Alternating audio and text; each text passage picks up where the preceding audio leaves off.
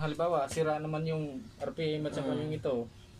Baka pwede pa ako usapan siguro na ito lang bilhin mo. Mga sir, yan. 360. Balik na lang natin. Yan.